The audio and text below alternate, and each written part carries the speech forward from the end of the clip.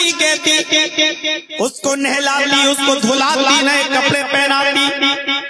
अपनी माँ की आंखों से गिरने वाले आंसुओं को देखकर वो छोटी सी नन्ही सी बच्ची 4 साल की अपने माँ की आंखों के आंसुओं को पोंछती जाती और कहती, मम्मा तुम क्यों रो रही हो, माँ तुम क्यों रो रही हो, तुम्हें रोने की जरूरत नहीं, मैं तो मेले में जा रही हूँ, शाम तक वापस आ जाऊंगी, शाम का खाना मैं आपके साथ बैठकर खाऊंगी। उस बच्ची को क्या मालूम कि तुझे तेरा बाप ऐसी जगह लेके जा रहा है जहां से तू दोबारा लौट कर नहीं आएगी।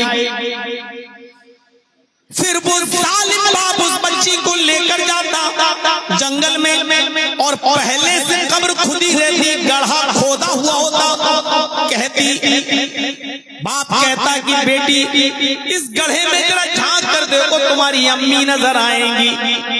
वो छोटी सी बच्ची अपनी माँ को देखने के लिए उस गड्ढे में झांकती, पीछे से उसका जालिम बाप धक्का देता, फिर मिट्टी ऊपर से डालने लगता। वो छोटी सी मासूम बच्ची कहती कि मुझे क्यों डाल रहे हो, मेरे ऊपर मिट्टी क्यों डाल रहे हो। वो अपने नन्हे हाथों से मिट्टी को हटाती, एक बार हटाती तब तक उसके ऊपर 10 हाथ मिट्टी और पड़ जाती।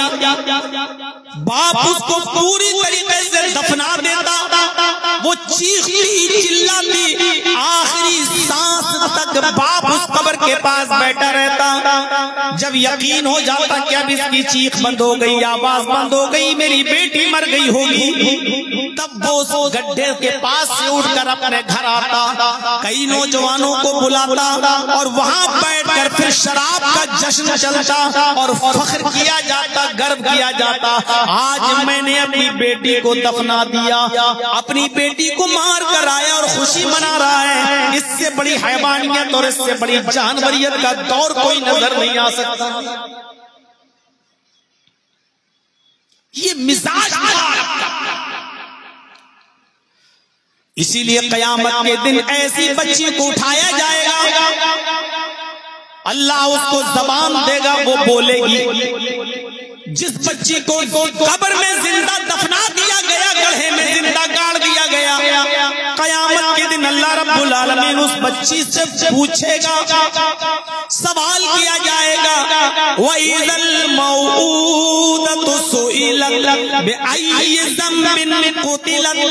अल्लाह उस लड़की को जिंदा करेगा, जबान देगा, बोलेगी वो लड़की, फिर उससे सवाल किया जाएगा, बिअय्यि ज़ंबिन क़ुतिलत।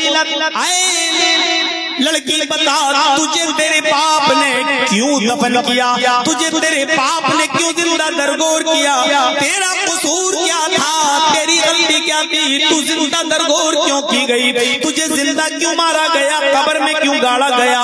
वो बच्ची चीख कर जवाब देगी, आए मेरे परवरदिगार, आए अल्लाह, मेरी कोई गलती न थी, मेरा कोई कसूर न था, मेरा सबसे बड़ा कसूर, सबसे बड़ी गलती ये थी कि तूने मुझे बेटी बनाकर, मुझे लड़की बनाकर इस घर के अंदर पैदा कर दिया था। मेरा लड़की होना सबसे बड़ा जुर्म था, मेरा लड़की होना सबसे बड़ा पाप था। मैं तो यही समझती हूँ कि तूने लड़की बनाकर मुझे इस घर में पैदा किया, इसलिए यही सबसे बड़ा जुर्म था।